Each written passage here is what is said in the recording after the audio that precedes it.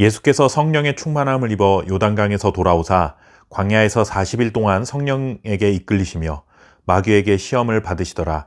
이 모든 날에 아무것도 잡수시지 아니하시니 날수가 다함에 줄이신지라. 아멘. 예수님은 약 30세가 되셨을 때 세례 요한에게 세례를 받으시며 공생애를 시작하셨습니다. 우리는 예수님께서 십자가의 죽음과 부활을 통해 하나님이 약속하신 구원이 이미 완성되었음을 믿고 신앙생활을 합니다.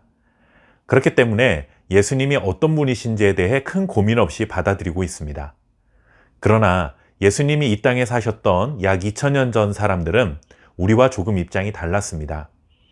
아직은 하나님의 약속하신 구원이 구체적으로 어떻게 이루어질 것인지, 그리고 그 약속을 이루시기 위해 오실 메시아가 누군지 정확히 알 수 없는 상황이었습니다.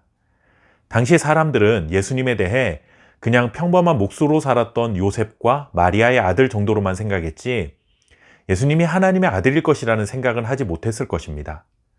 그런 의미에서 예수님께서 세례를 받으실 때 이는 내 사랑하는 아들이라며 하늘에서 들려왔던 음성은 당시 사람들에게 예수님이 누구신지에 대한 아주 구체적인 소개였다고도 말할 수 있습니다. 하늘에서 음성이 들려온 것뿐만 아니라 세례를 받으신 예수님께 성령이 임하는 모습을 당시 사람들은 눈으로 지켜봤기 때문에 이 사람이 보통 사람은 아니구나 라는 생각을 하기 시작했을 것입니다. 이렇게 세례를 받으신 직후에 예수님은 어떤 분이신지, 그리고 어떻게 하나님의 구원 계획을 이루실 것인지 알려주시는 또 하나의 사건이 기록되고 있습니다.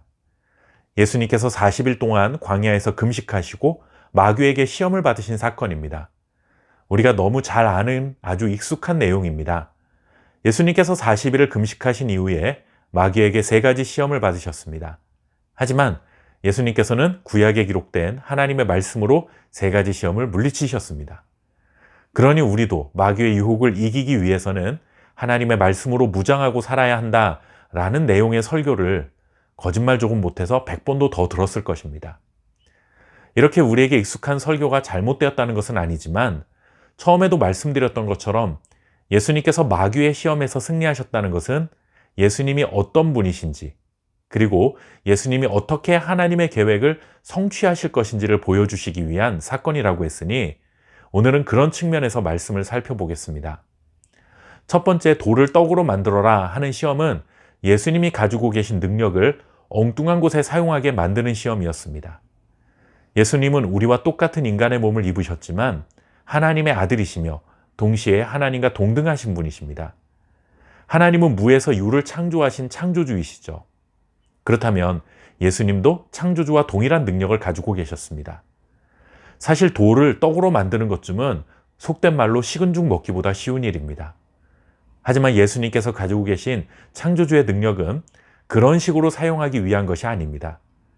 자신의 능력을 자랑하듯이 우쭐대도록 만드는 시험이었지만 예수님은 자신의 영광을 위해 능력을 사용하지 않으셨습니다. 마귀에게 절하면 천하를 다 주겠다라 했던 두 번째 시험은 마귀가 자신의 권한이 대단한 것처럼 속임수를 쓰는 시험이었습니다. 천하는 다 하나님의 것인데 마귀는 자신의 것인 양 예수님을 시험한 것이죠. 예수님은 올바른 분별력을 가지고 그의 속임수에 넘어가지 않았습니다. 세 번째 시험은 아버지에 대한 온전한 신뢰가 있느냐 하는 시험입니다. 성전 꼭대기에서 뛰어내릴 때 천사들을 보내주시는 기적을 경험해야만 하나님이 아버지가 되는 것처럼 오해하게 만든 것입니다.